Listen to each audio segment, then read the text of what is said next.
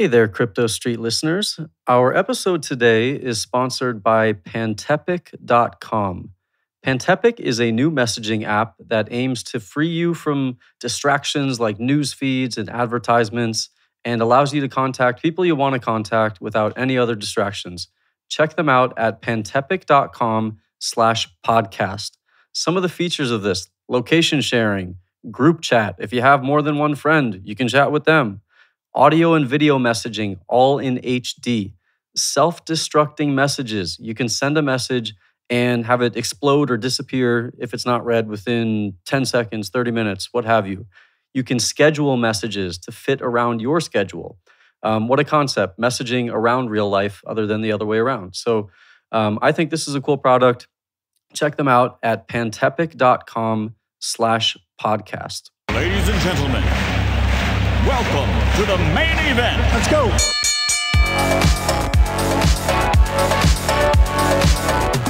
Round one, fight. Thank you for tuning in to the Crypto Street Podcast.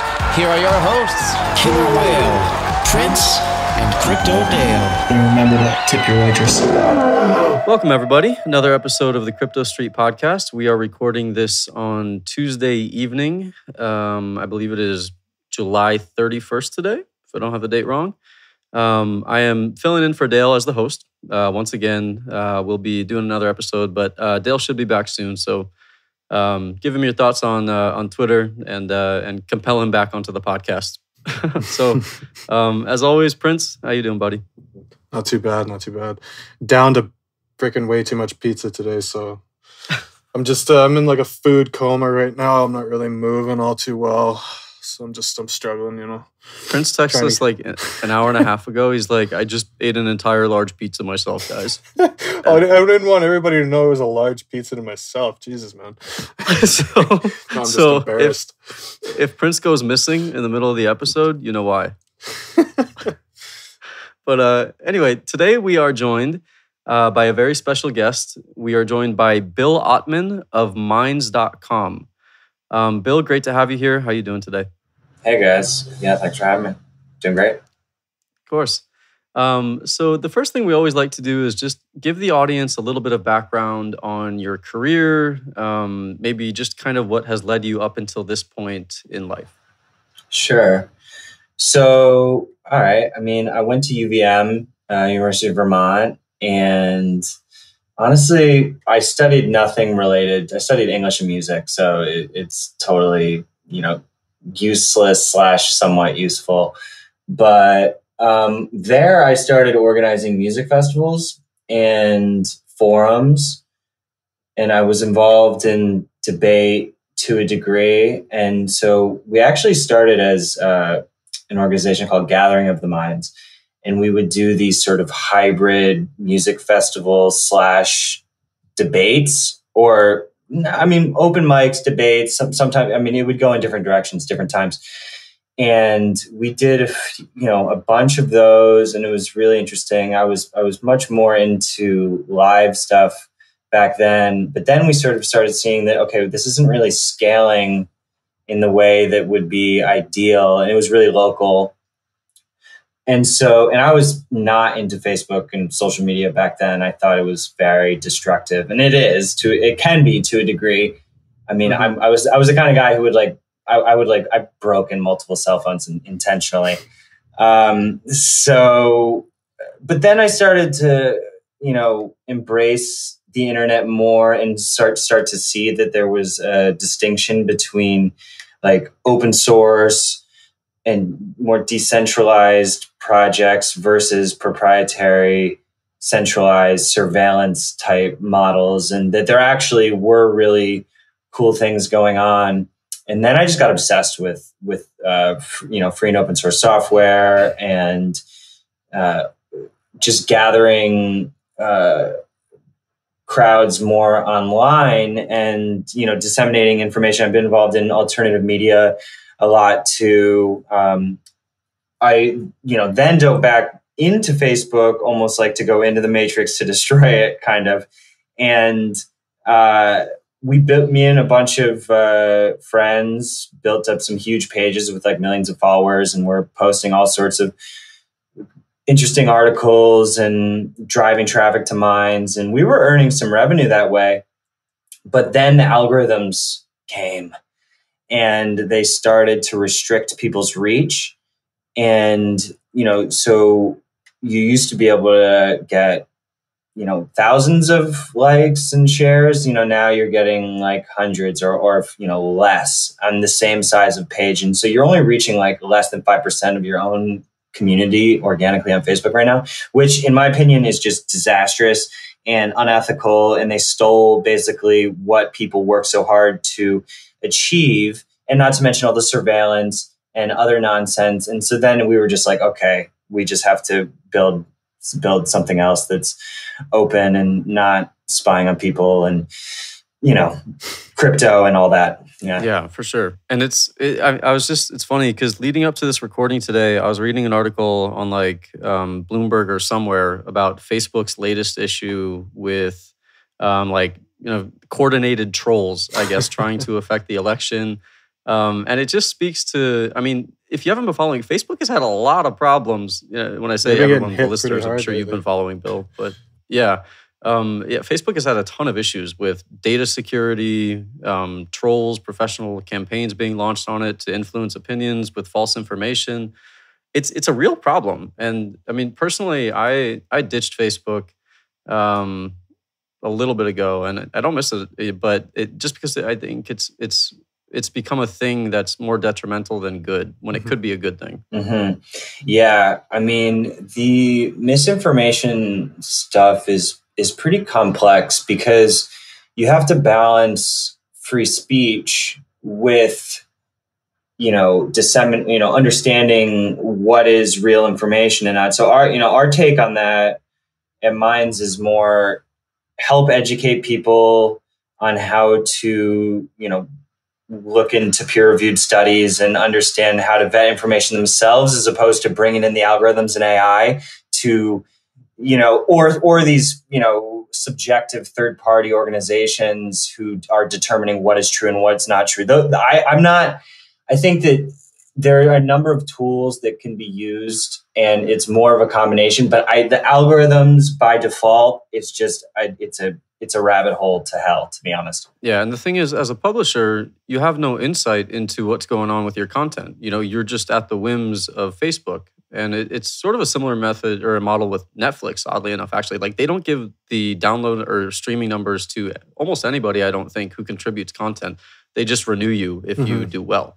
Mm-hmm. But what blockchain enables and, crypto is a more transparent version of these things. Yeah, for sure. So just, I guess to give a little background to anyone who doesn't know, we're sort of, I say we're decentralized with the D in parentheses.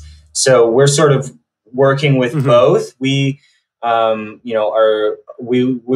the Ethereum testnet now for our token, and we're putting all of our advertising transactions and peer-to-peer transactions on the blockchain. We do some stuff off-chain just to help with some of the Ethereum scalability stuff. But so I could subscribe to you on Minds monthly for a number of tokens. You set reward tiers, and then I can access your exclusive content, sort of like crypto Patreon-ish type model. And then, when I boost or promote a post, information about that post can get posted to the blockchain if I want to boost it on chain. And then we're also using WebTorrent for our video, so that browsers are helping serve the video, which we're thinking of expanding into other types of content. So, and then for a lot of the heavy lifting stuff, we are still using Cassandra and some centralized tools. But our goal is definitely to constantly be moving towards more decentralization as long as it's feasible and doesn't screw up the user experience too much. Well, and that's the thing, right? It's hard to go into a fully decentralized platform right off the bat and have it be able to work perfectly functional as a completely decentralized thing. There's a lot of hiccups.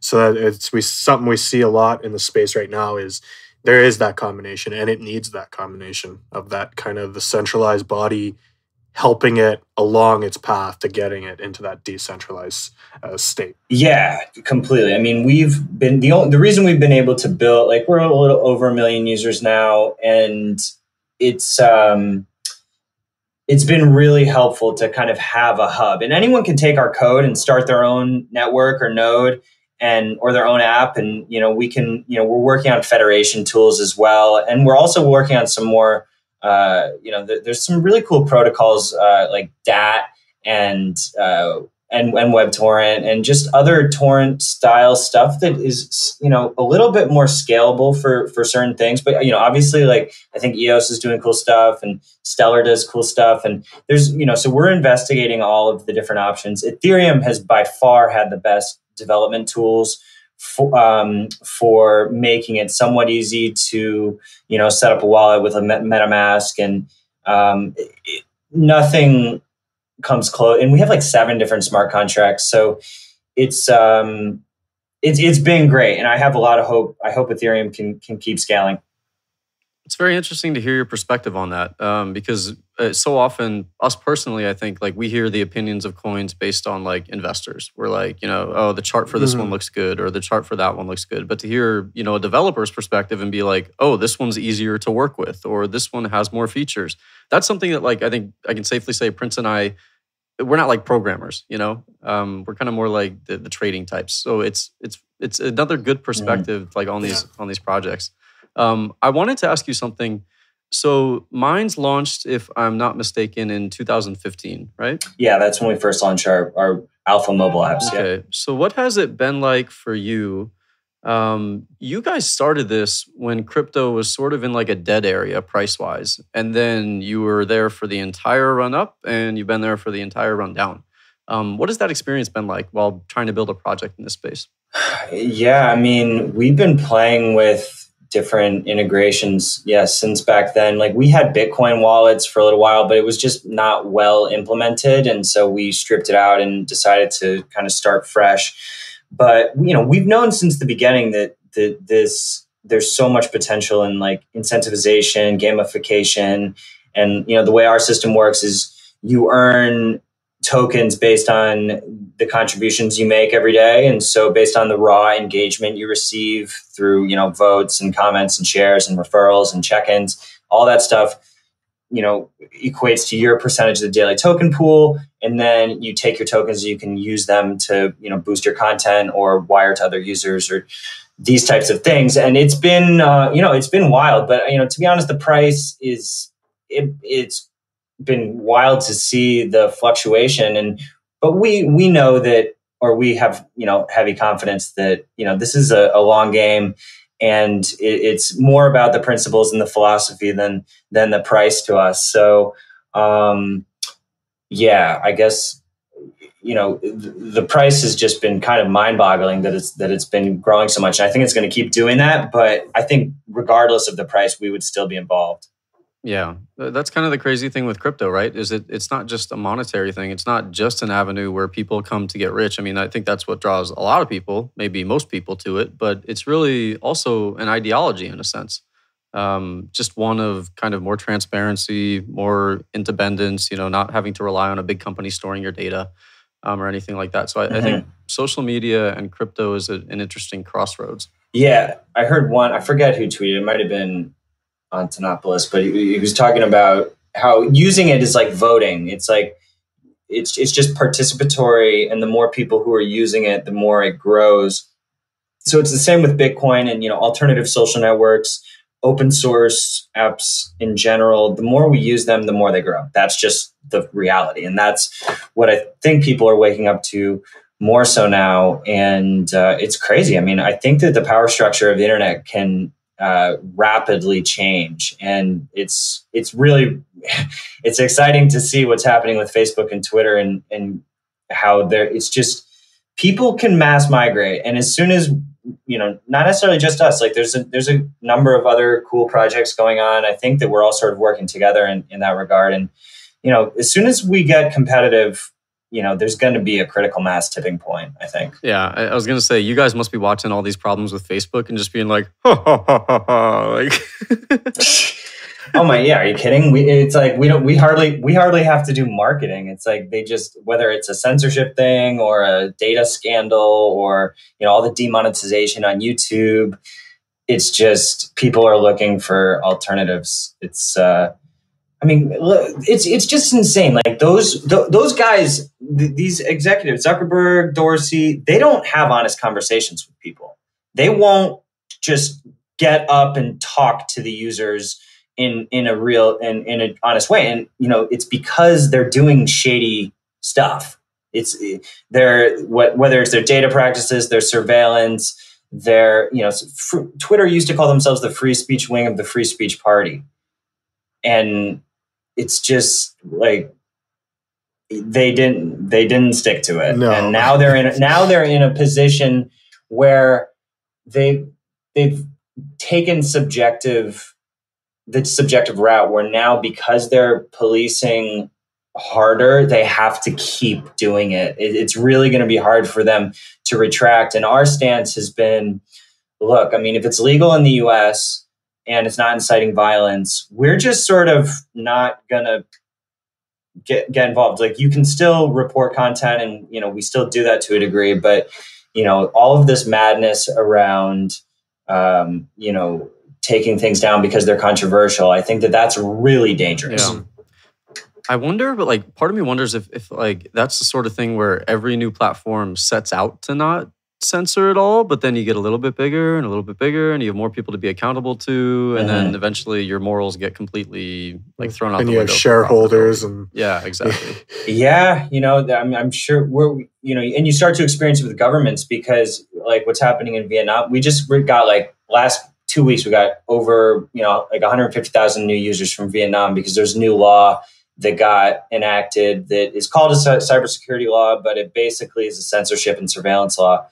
And Facebook and Google are working with the Vietnamese government and censoring posts and handing over information.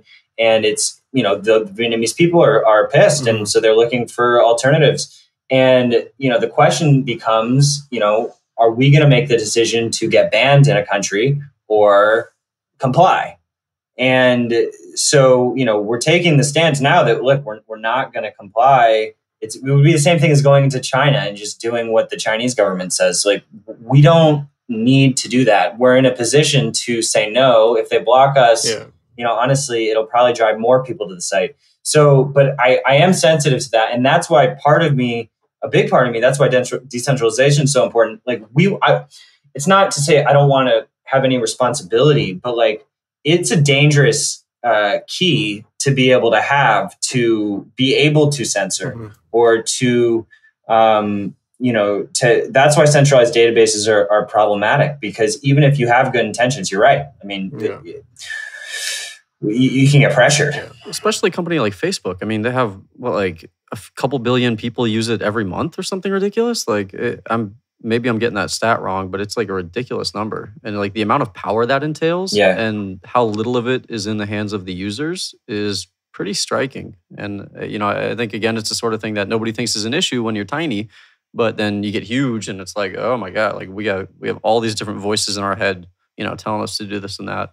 Yeah, it's really, it is social pressure, to play politics. But I think that if you look at the organizations on the internet who like hold true to their principles, you got like the Electronic Frontier Foundation, Tor, Bitcoin, crypto people. I mean, this movement is getting to the point where I don't feel like we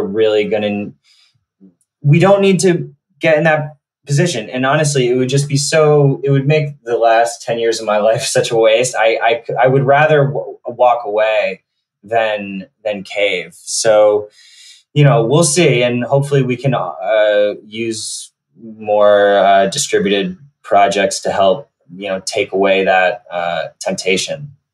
Yeah, definitely. I think it's a project that's definitely needed, something that is just, there are obvious benefits, and it's not like the sort of thing where you have to look for a reason why it exists. So I think that's true of a lot of projects in blockchain. People are just jumping on the hype but I think this is something that can really do some good. Yeah, it's been exciting going through this testnet phase also because, we're on the rank B testnet and we've been watching the transactions, and because we've got a couple hundred out of our million, like a couple 100,000 are really active. Mhm. And then you see like how many people are actually using on-chain wallets, and that's actually a few thousand. But if you look at the top Ethereum apps, CryptoKitties only has 500 active users right now. The top Ethereum app has like 2,500 active users, which is it's pretty stunning. Like there's so many projects in the blockchain space that don't have a product or a community, and there's just so much hype. And I think that there's great intentions, and people are building great stuff, even if they didn't have a product when they did an ICO. But we just said we're not going to take that route. We're not even going to think about launching a token until we have the product already built and have a community established. And not to mention there's like SEC regulations that if you don't have a product and you do a token launch now, like you're in sketchy territory. Yeah.